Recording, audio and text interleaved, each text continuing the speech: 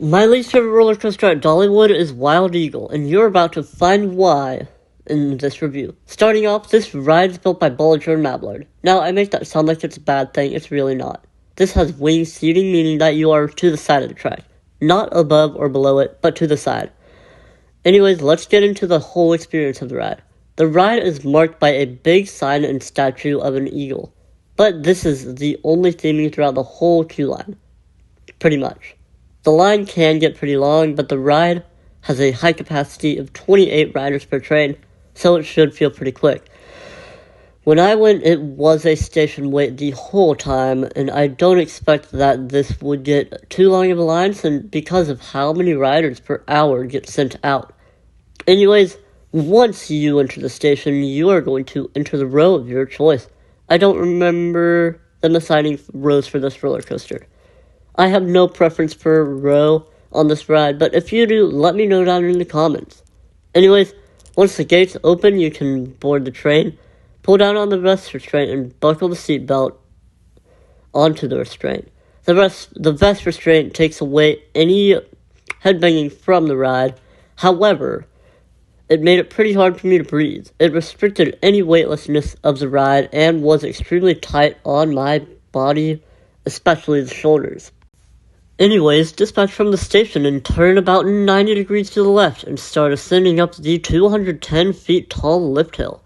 Actually, I'm not sure about the height of this lift hill, as this is a terrain coaster. But Dollywood claims that it's 210 feet, so we'll just stick with that.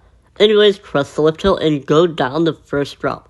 This drop did not give me any airtime nor forces, and it was a big letdown to me. At the bottom of the drop, you'll reach your top speed of 61 miles per hour. Anyways, next you'll go into a vertical loop, which really doesn't do anything and is extremely forceless. This ride also has a rattle throughout the whole ride.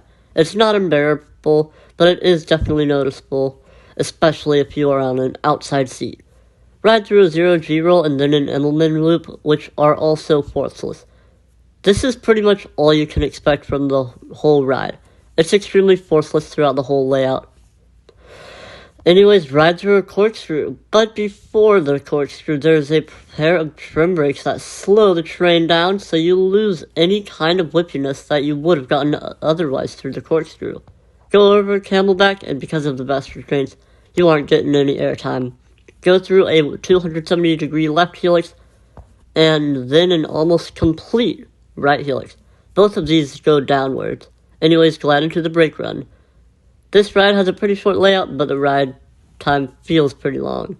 This ride's length is 3,127 feet long. Anyways, this ride wasn't really enjoyable for me, and I wouldn't recommend it. The rest of my family liked it, but being a coaster enthusiast who looks for all the comforts, discomforts, and qualities in a coaster, such as forcefulness, I did not really like it.